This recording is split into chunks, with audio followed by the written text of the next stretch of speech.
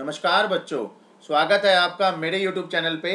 आज हम 9th class की वर्कशीट जो आई हुई है, वर्कशीट नंबर 16 और जिसकी डेट है 11 अगस्त 2020, तो वो सारे का सारा सॉल्यूशन हम यहाँ पर डिस्कस करेंगे। यहाँ पर बच्चों आपको अपना नाम लिखना है और यहाँ पर आपको अपने टीचर का नाम लिखना है। तो इस टाइप से आपको ये फिल करने के बाद यहाँ आपको इंग्लिश का जो वर्कशीट है उसमें सबसे पहले ये कॉम्प्रिहेंसिव दिया हुआ है। कॉम्प्रिहेंशन के अंदर इस टाइप से हम पोएम को पढ़ेंगे। तो इसको पढ़ने से पहले अगर आप चैनल को फर्स्ट टाइम सुन रहे हो तो प्लीज़ लाइक और सब्सक्राइब जरूर करें। सब्सक्राइब करने का फ़ायदा ये होगा कि आपको हर बार वीडियो जब कभी भी मैं टाइम टू टाइम अपलोड करता रहूँगा हर दिन, तो आपको कभी भी वेट नहीं करना होगा, तुरंत और तुरंत आपके पास सॉल्यूशन पहुँच जाएगा। तो उसके बाद यहाँ पर हम वीडियो को स्टार्ट करते हैं और वीडियो में आपको स्टार्टिंग से लास्ट तक सुनना है क्योंकि हर एक क्वेश्चन का आंसर मैं आपको यहाँ पर देने वाला हूँ। तो बड़ा अच्छा, बहुत इजी वे में आपको समझ में आने वाला है। तो स्टार्ट करते हैं।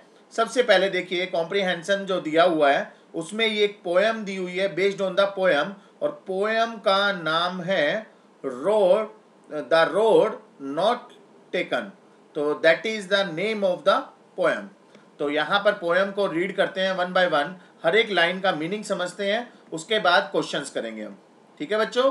तो यहाँ पर देखिए सबसे पहले दिया हुआ है road not taken is a well known poem about making choice that shape us. तो इसका मतलब है रोड नॉट टेकन जो पोएम का नाम है ये एक बहुत ही जानी मानी पोएम है और वेल नोन पोएम है जिसमें हम चॉइसेस लेते हैं, चॉइसेस बनाते हैं शेप को डायरेक्शन देने के लिए, उसके लिए हम चॉइसेस देखते हैं। तो यहाँ पर नेक्स्ट लाइन में लिखा हुआ है Robert forest is an American poet who rights simply.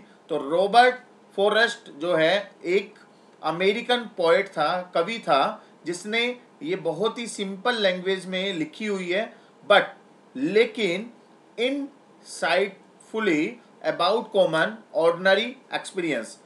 लेकिन ये बहुत ही गहराई से मीनिंग को बताता है, किसके बारे में, कॉमन और ऑर्डिनरी एक्सपीरियंस के बारे में बहुत ही गहराई से इस चीज़ को इसने एक्सप्लेन किया है। आप पोएम को जब पढ़ोगे वन बाय वन मैं अभी समझाने वाला हूँ तो आपको खुद समझ में आ जाएगा रियल लाइफ से कैसे रिलेट करता है। तो इन दिस पोएम, इस कविता में पोएट ने अपने आप को find himself in front of two diverging road.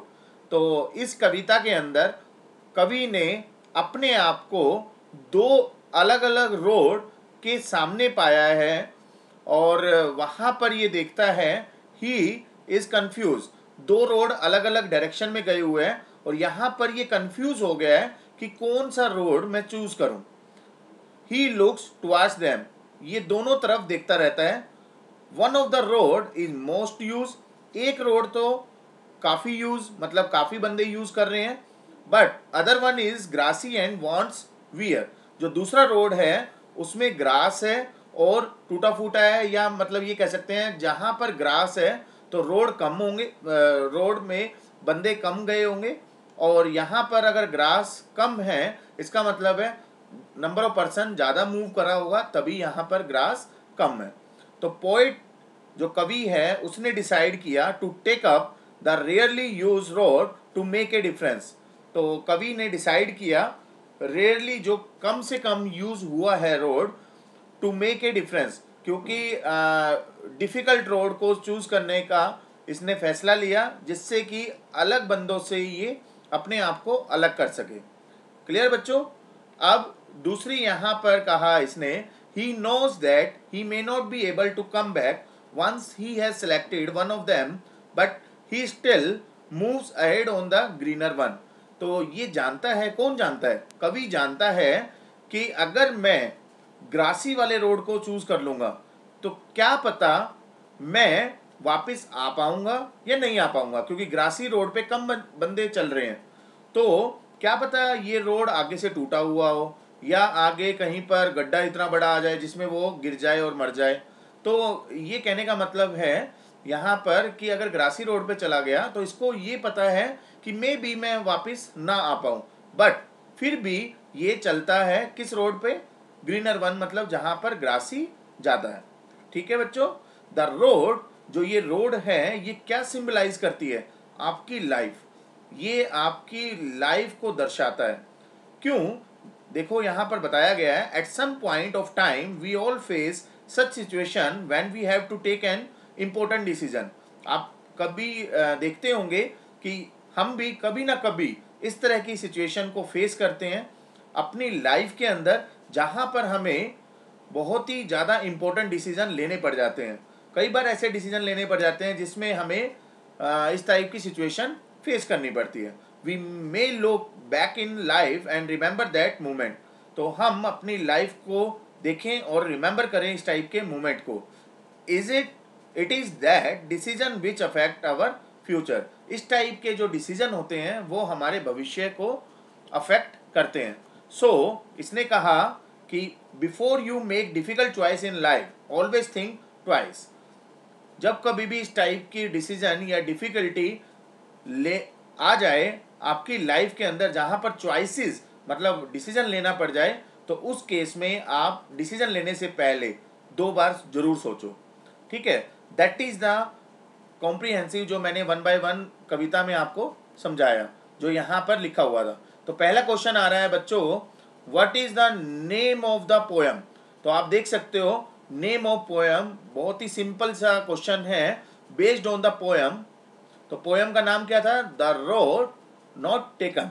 Poem का नाम है द रोड नॉट टेकन। तो यहाँ पर थर्ड ऑप्शन आपका करेक्ट हो जाएगा, the road not taken. Who is the poet of this poem.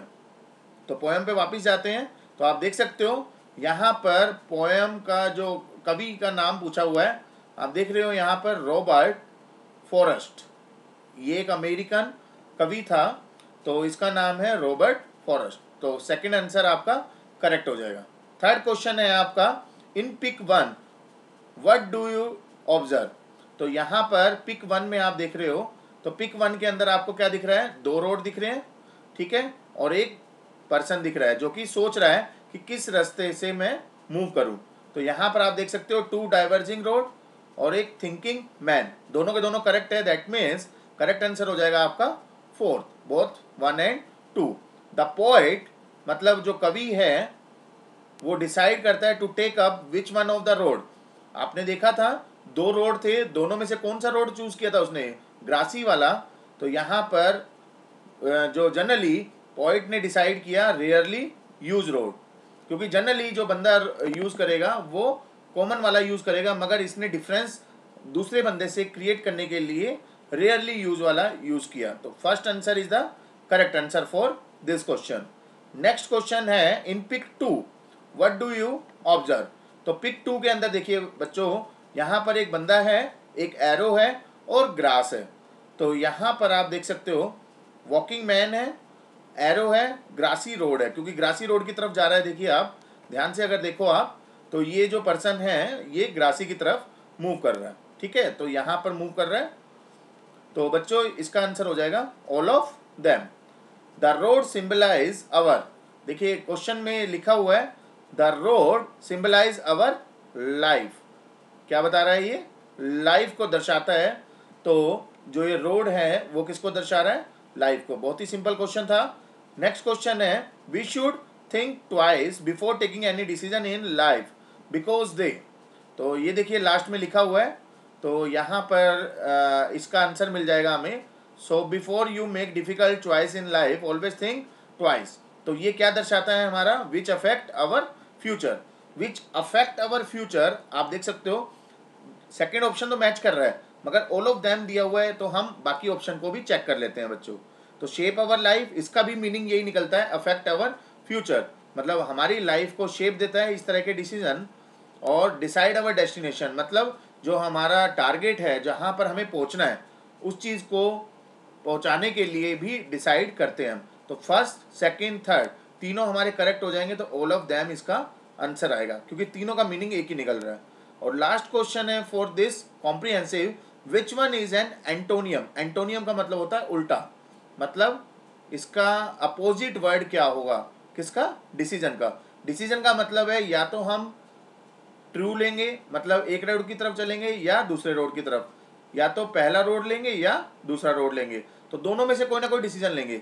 मगर यहाँ चॉइसेस का मतलब भी डिसीजन होता है, रेजोल्यूशन भी डिसीजन होता है, और सिलेक्शन का मतलब भी या तो पहले रोड की तरफ जाएंगे या दूसरे रोड की तरफ। मगर इसने पूछा है उल्टा, डिसीजन का उल्टा क्या होगा, अनसर्टेनिटी, जिसमें हम डिसाइड ही नहीं कर पाएंगे कि हम पहले रोड की तरफ जाए या सेकेंड रोड की तरफ जाए। तो बच्चों, ये था हमारा इंग्लिश का पूरा कॉम्प्रिहेंसिव और उसके आंसर। 1 बाय 1 मैंने आपको सारे के सारे आंसर और लाइन बाय लाइन आपको क्वेश्चंस का एक्सप्लेनेशन दिया है। तो वीडियो को अगर आप पहली बार सुन रहे हो तो लाइक सब्सक्राइब जरूर करें। Thank you, thanks to all.